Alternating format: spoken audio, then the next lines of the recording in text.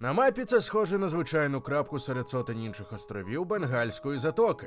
60 квадратних кілометрів густого тропічного лісу, оточеного кораловими рифами, які роблять підхід зі сторони моря небезпечним навіть для досвідчених моряків. Індійська влада називає цю територію охоронною зоною і забороняє наближатися до неї ближче, ніж на 5 кілометрів. Порушників карають тюремним ув'язненням і можуть ув'язнити аж на 5 років. Хоча переважно суд визначає коротші терміни і штрафи, а іноземців за це можуть просто депортувати з Індії. Але справжня причина заборони полягає не в бюрократичній обережності. Вона криється в людях, які живуть на цьому острові і готові вбити кожного, хто спробує ступити на їхню землю. Острів називається Північний Сентінельський. Люди, які на ньому живуть – сентінельці. Їх називають найізольованішим народом планети, і це не перебільшення для ефекту. За оцінками антропологів, предки сентінельців прийшли в цей регіон із Африки щонайменше 25-30 тисяч років тому,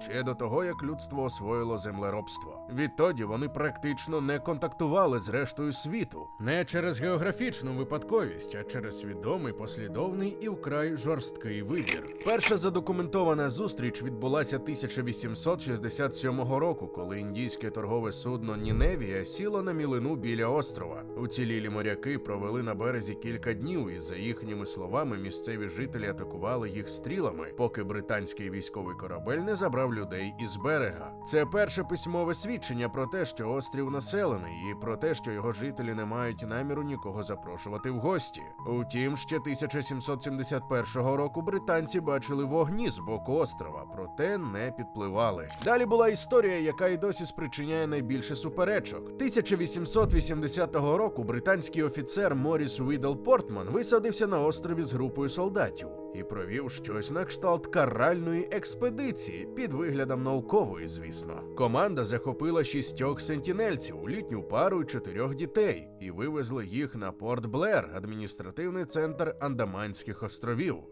Задум був простий – показати цивілізацію, завоювати довіру, потім відпустити з подарунками, щоб налагодити контакт. Результат був зовсім іншим. Літня пара померла за кілька тижнів. У сентінельців не було імунітету до звичайних для колонізаторів хвороб, і навіть легка застуда могла виявитися смертельною. Дітей послали назад на острів із подарунками, та що саме сталося з ними після повернення, достоменно невідомо. Ця історія стала для сентінельців, судячи з усього, не разовим інцидентом, а підтвердженням того, що контакт із зовнішнім світом означає смерть. Подальші майже 100 років острів залишали переважно у спокої. Британці, а потім індійська адміністрація не мали серйозного інтересу висаджуватися туди повторно, надто небезпечно, та й замало практичної вигоди. Ситуація змінилася впродовж 1960-х, коли антропологи почали системні спроби встановити контакт з групою недоторканних племен Андаманських островів, куди входили не лише сентінельці, а й, наприклад, Джарава і Онге. Головною фігурою цих експедицій став індійський антрополог Трілокнат Панді. Упродовж майже 25 років, від кінця 1960-х до 1991 року, він і його команда здійснили десятки спроб наблизитися до острова. Тактика була завжди однакова – підпливати на незначну відстань, залишити на воді чи на березі подарунки – кокоси, залізні казани, ляльок, іноді живих поросят – і спостерігати за реакцією. Реакція здебільшого зводилася до стріл, спрямованих у бік човна, часом з проявами обережної цікавості, коли сентінельці забирали дари, не підпускаючи чужинців ближче. Найвідоміша зустріч відбулася 21 лютого 1991 року, коли команда Пандіта вперше отримала щось схоже на мирний контакт. Кілька сентінельців вийшли на мілину без зброї і взяли кокоси просто з рук дослідників, стоячи по пояс у воді.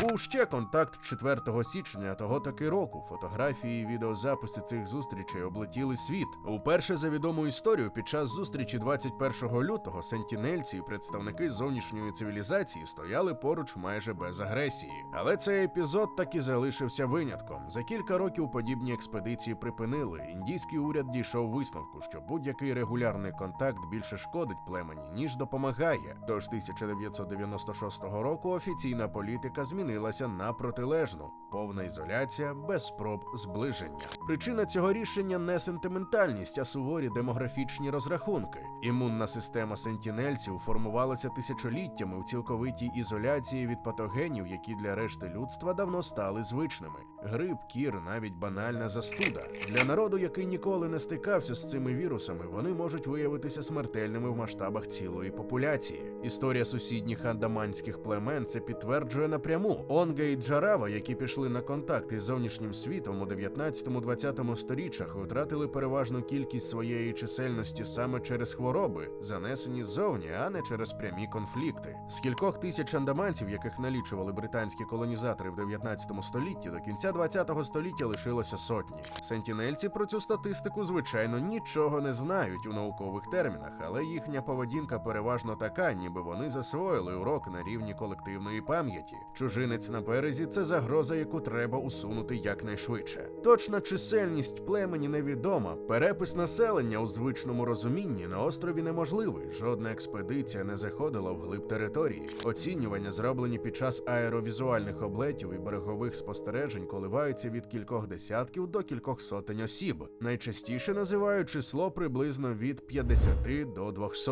Індійський уряд у офіційних документах перепису іноді вказує символічне число, засноване на екстраполяціях, а не на прямому підрахунку.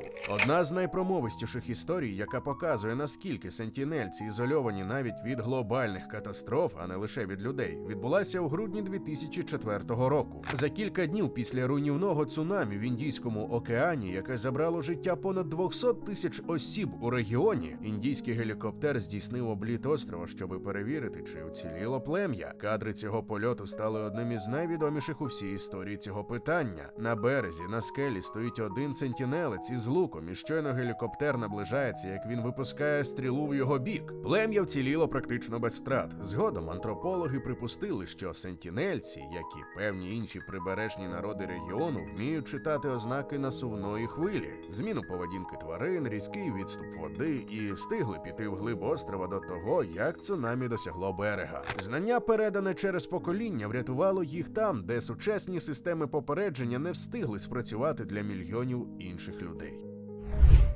Хвилинка уваги для тих, хто ще не підписаний на наш телеграм-канал. У нас там не тільки анонси нових відео, а ще й безліч цікавих історій і фактів, які ми не публікуємо на Ютубі. Посилання у описі і прямо зараз на екрані.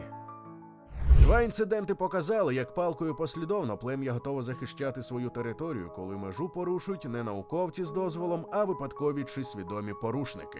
У січні 2006 року два індійські рибалки Сундар Радж і Пандіт Тіварі ловили рибу незаконно надто близько до острова і, заснувши, дрейфували до берега вночі. Вранці їх убили сентінельці, а тіла, за свідченнями з гелікоптера, який намагався забрати останки, були поховані неглибоко на пляжі і позначені бамбуковими кілками. Індійська влада не змогла забрати тіл. Щойно гелікоптер знижувався, як у його бік летіли стріли. Другий випадок стався значно пізніше і отримав набагато більший міжнародний розголос. У листопаді 2018 року 26-річний американський місіонер Джон Аллен Чау найняв місцевих рибалок, щоб ті таємно висадили його неподалік острова, свідомо порушивши закон, який забороняє наближатися до північного Сентінельського. Чау прибув із релігійною метою – принести сентінельцям християнство, хоча заздалегідь знав про закони, про ризик для здоров'я племені. У щоденнику, який залишився на рибальському човні, він описував перші спроби контакту. Сентінельці зустріли його стрілами вже під час першої висадки. Одна зі стріл влучила в Біблію, яку він тримав у руках. Наступного дня рибалки, за їхніми словами, побачили, як плем'я тягнуло тіло Чао по березі і ховало його у піску. Індійська поліція заарештувала рибалок за сприяння незаконному проникненню, проте офіційно відмовилася від спроб забрати тіло.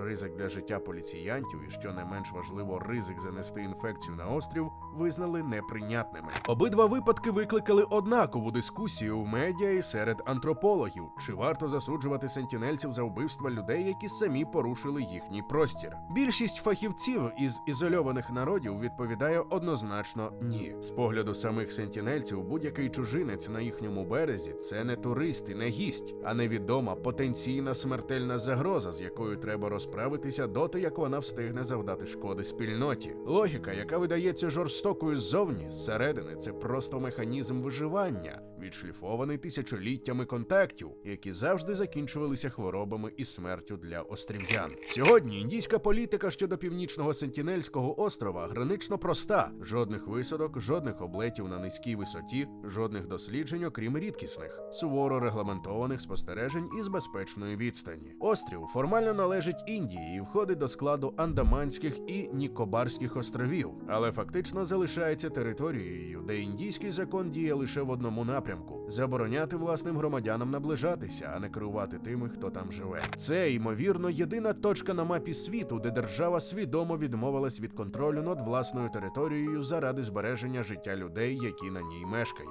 Сентінельці не залишили писемних свідчень, не мають зафіксованої мови в жодному лінгвістичному архіві, і навіть їхня самоназва невідома. Зовнішній світ називає їх назвою острова. Усе, що про них відомо, це фрагменти, кадри з гелікоптерів, кілька годин відеозаписів контакту 1991 року, звіти британських колонізаторів і сучасних антропологів, які спостерігали за берегом у бінокль. Це рідкісний випадок, коли ізоляція не наслідок бідності чи забутості, а свідома послідовна історично обґрунтована стратегія виживання народу, який на власному досвіді, покоління за поколінням, засвоїв: контакт із зовнішнім світом коштує життя.